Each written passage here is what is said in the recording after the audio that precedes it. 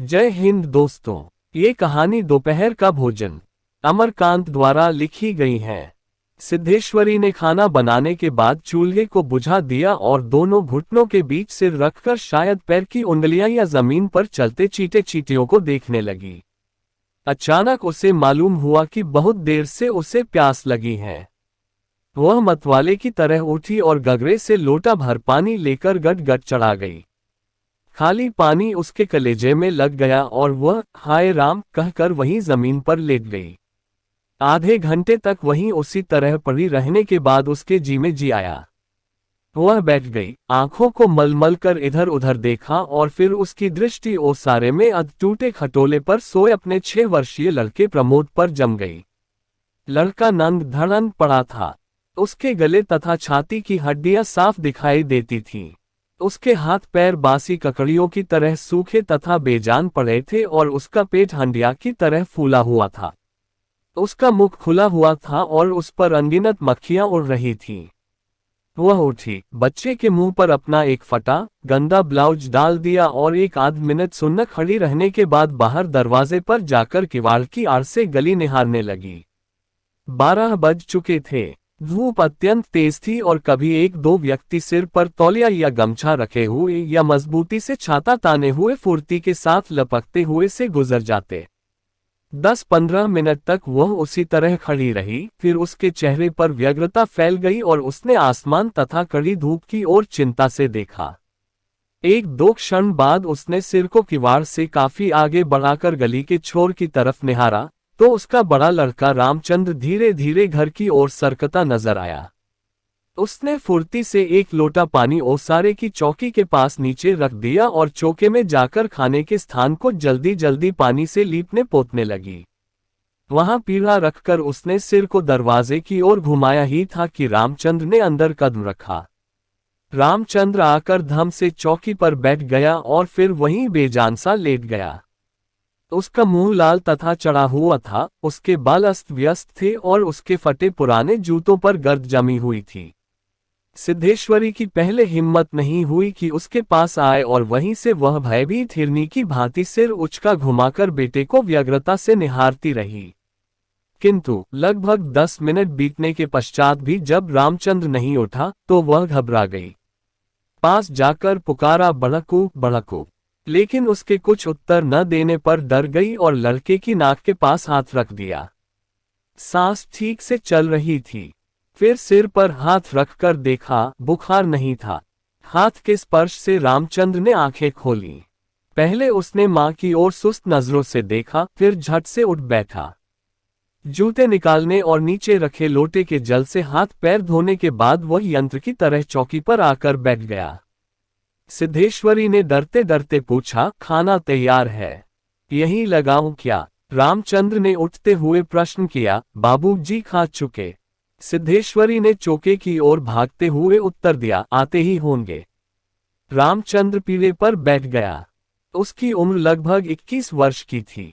लंबा, दुबला पतला, गोरा रंग, बड़ी बड़ी आंखें तथा होठों पर झुर्रियां। वह एक स्थानीय दैनिक समाचार पत्र के दफ्तर में अपनी तबीयत से प्रूफ रीडरी का काम सीखता था। पिछले साल ही उसने इंटर पास किया था। सिद्धेश्वरी ने खाने की थाली सामने लाकर रख दी और पास ही बैठकर पंखा करने लगी। रामचंद्र ने खाने की ओर दार्शनिक की भांति देखा।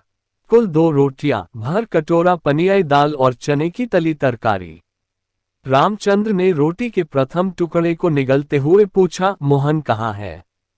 बड़ी कड़ी धूप हो रही है। मोहन सिद्धेश्वरी का मंझला लड़का था। उम्र 18 वर्ष थी और वह इस साल हाई स्कूल का प्राइवेट इम्तिहान देने की तैयारी कर रहा था। वह न मालूम कब से घर से गायब था और सिद्धेश्वरी को स्वयं पता नहीं था कि वह कहाँ गया है। किंतु सच बोलने की उसकी तबीयत नहीं हुई और झूठ मूठ उसने कहा, किसी लड़के के यहाँ पढ़ने गया है, आता ही होगा। दिमाग उसका बड़ा तेज है और उसकी तबीयत 24 घंटे पढ़ने में ही लगी रहती है। हमेशा उसी की बात करता रहता है। रामचंद्र ने कुछ नहीं कहा। एक टुकड़ा मुंह में रखकर भरा गिलास पानी पी गया, फिर खाने लग गया। वह काफी छोटे छोटे टुकड़े तोड़कर उन्हें धीरे धीरे चबा रहा था। सिद्धेश्वरी भय तथा आतंक से अपने बेटे को एकटक निहार रही थी। कुछ क्षण बीतने के बाद डरते डरते उसने पूछा, वहां कुछ हुआ क्या?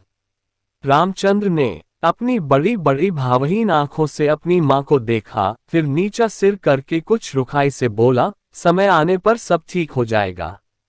सिद्धेश्वरी चुप रही। धूप और तेज होती जा रही थी। छोटे आंगन के ऊपर आसमान में बादल में एक दो टुकड़े पालकी नावों की तरह तैर रहे थे। बाहर की गली से गुजरते हुए एक खड़खड़िया इक्के की आवाज आ रही थी और खटोले पर सोए बालक की सांस का खरखर शब्द सुनाई दे रहा था। रामचंद्र ने अचानक चुप्पी को भंग करते हुए पूछा, प्रमोद खा चुका? सिद्धेश्वरी ने प्रमोद की ओर देखते हुए उदास स्वर में उत्तर दिया, हाँ खा चुका। रोया तो नहीं था। सिद्धेश्वरी फिर झूठ बोल गई, आज तो सचमुच नहीं रोया। वह बड़ा ही होशियार हो गया है। कहता था बड़का भैया के यहाँ जाऊंगा। ऐसा लड़का। पर वह आगे कुछ न बोल सकी, जैसे उसके गले में कुछ अटक गया। कल प्रमोद ने रेवड़ी खाने की जिद पकड़ ली थी और उसके लिए 1.5 घंटे तक रोने के बाद सोया था। रामचंद्र ने कुछ आश्चर्य के साथ अपनी मां की ओर देखा और फिर सिर नीचा करके कुछ तेजी से खाने लगा। थाली में जब रोटी का केवल एक टुकड़ा शेष रह गया तो सिद्धेश्वरी ने उठने का उपक्रम करते हुए प्रश्न किया, एक रोटी और लाती हूं। रामचंद्र हाथ से मना करते हुए हड़बड़ाकर बोल पड़ा, नहीं नहीं, जरा भी नहीं। मेरा पेट पहले ही भर चुका है। मैं तो ये भी छोड़ने वाला हूं। बस अब नहीं। सिद्धेश्वरी ने जिद की, अच्छा आधी ही सही। रामचंद्र बिगड़ उठा, अधिक खिलाकर बीमार कर डालने की तबीयत है क्या? तुम लोग जरा भी नहीं सोचती हो। बस अपनी जिद। भूख रहती तो क्या ले नहीं लेता। सिद्धेश्वरी जहां की तहां बैठी ही रह गई।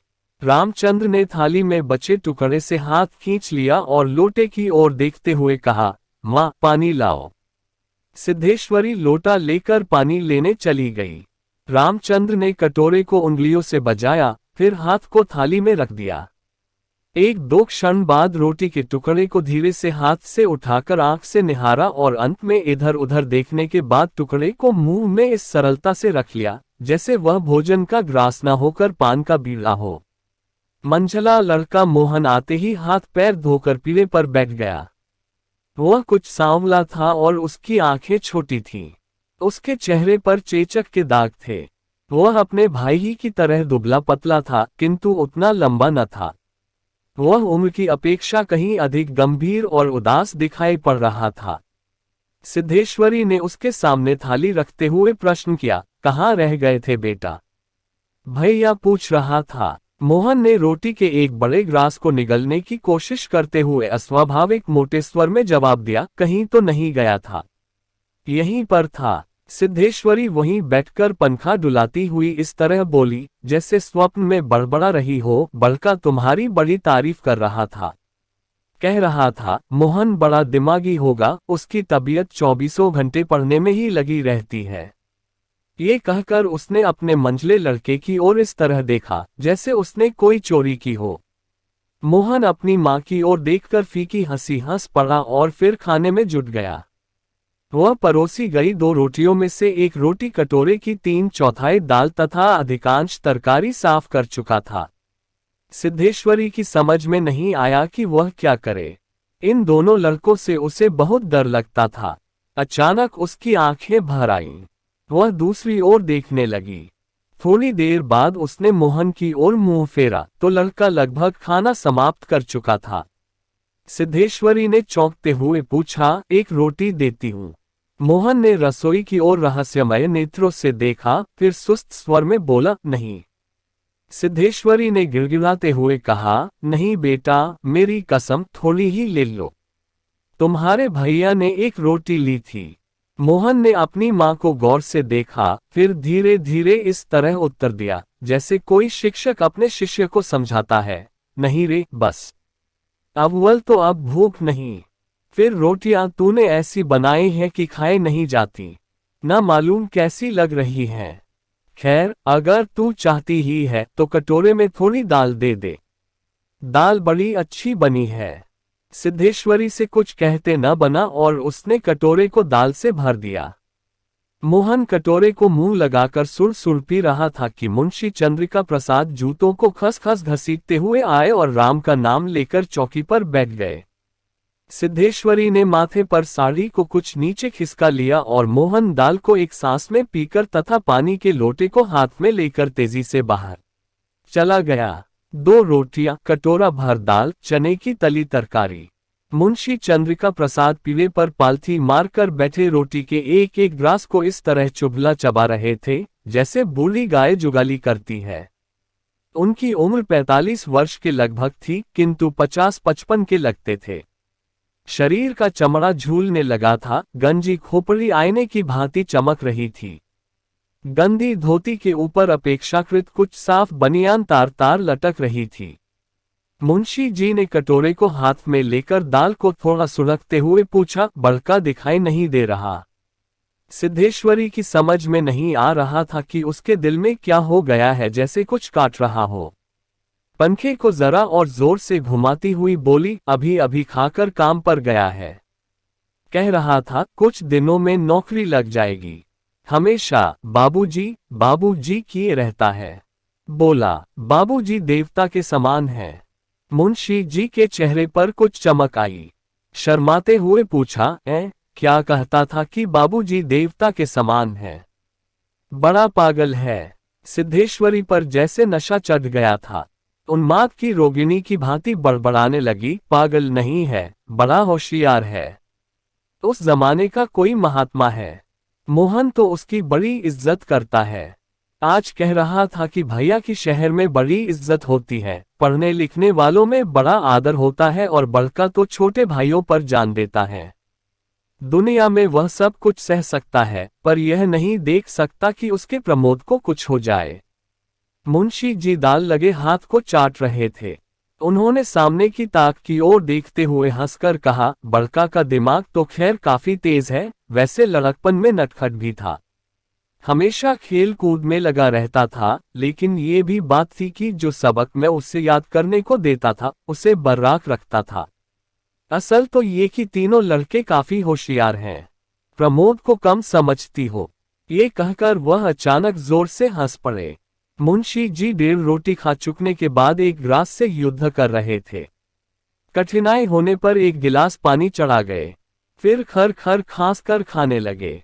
फिर चुप्पी छा गई। दूर से किसी आटे की चक्की की पुक-पुक आवाज सुनाई दे रही थी और पास की नीम के पेड़ पर बैठा कोई पंडूक लगातार बोल रहा था। सिद्धेश्वरी की समझ में नहीं आ रहा था कि क्या कहे। वह चाहती थी कि सभी चीजें ठीक से पूछ ले, सभी चीजें ठीक से जान ले और दुनिया की हर चीज पर पहले की तरह धड़ल्ले से बात करे, पर उसकी हिम्मत नहीं होती थी।